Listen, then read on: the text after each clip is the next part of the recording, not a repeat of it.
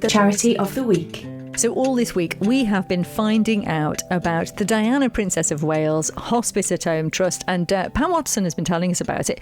Pam, how did you get involved with the charity in the first place? Well, I was invited to join the committee by Jennifer Horton, who's our chair, and I thought, well, yes, I would like to get involved in that.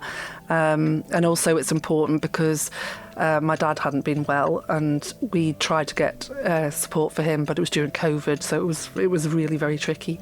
It's important to me personally, and I was delighted to get involved. And then Jennifer asked me to be a trustee as well, so feeling fully immersed in it now.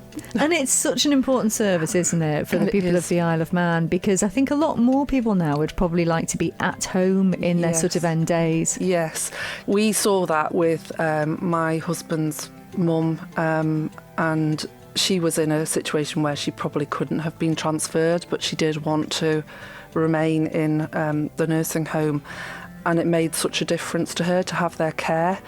It made a big difference to us as well, because they're not there just for the patient. Obviously that's the primary purpose, but they also help support the friends and family of the individual, and that's really important too, because it's an incredibly difficult time and there's a lot of massively conflicting emotion, and particularly when you see your loved ones in pain. So the service that they provide is just amazing. They're amazing people. And so, you mentioned at the start of the week there that you're interested in trying to get more people on board. What sort of people are you looking for, and how much sort of time would they need to devote if they do get involved? Anybody who wants to be involved, basically. Anybody who feels like they've got some time to give. It doesn't have to be a massive amount of time. It can be, just an hour here and there, or helping to organise an event now and again, supporting at the actual events if necessary. So it can be as much or as little as people want to give. The most important thing is that you want to be involved and you want to contribute, and we will welcome you with open arms. And speaking of people who support you, I saw a lovely post on your Facebook about Jeff Corkish. He was a big supporter of yours, wasn't he? Yeah, he was.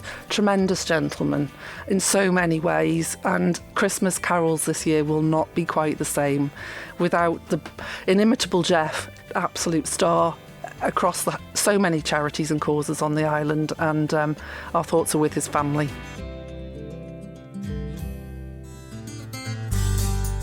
We've been talking about how people can get involved, but also one thing they can do is they can come along to your events and support you that way. And you've got some brilliant things coming up. You've brought back the pub quiz. Yes. We had a couple of years where that was a little bit tricky. So, it's a real thing for corporate businesses in the island predominantly, but private teams can enter as well.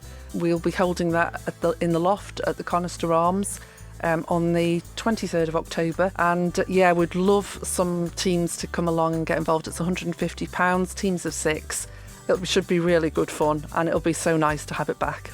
Would you get to write the questions? No, we've got our wonderful quizmaster John Bolton doing that for us, so he's very graciously agreed to support us again with that, and I think obviously he loves doing it too, so it's good.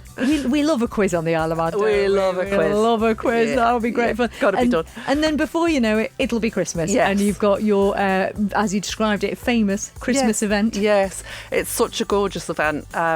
Champagne reception, usually some music playing, everybody's just meets and greets, and then we have our lovely dinner provided by the Woodburn House. We have an auction, a raffle, and most importantly we have the carol singing, which just gets everybody in such a festive mood. The first year I went, I thought everybody will be really bashful about this, but no, everybody gets totally immersed and sings with full gusto, and it's lovely. There's something about a group of people singing carols together. It's wonderful, amazing. Isn't it? Yeah, it really is. It's a very special event, and really enjoyable. And obviously a charity of this nature, Pam, it costs a lot of money, which is why you're doing all of the events and why you are fundraising. What sort of money are we talking here? So it costs about $600,000 a year to provide the Hospice at Home service.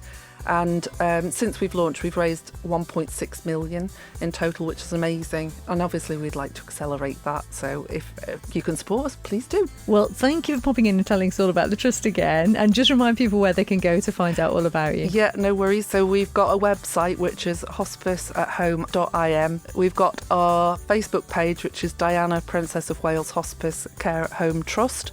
And we've got a LinkedIn page, which is Hospice at Home Isle of Man. We will do something to try and streamline those. And if you want to reach out, you could contact Jennifer, who's our chair, or myself, Pam. It'd be lovely to hear from you. The Charity of the Week, brought to you by Kell Properties.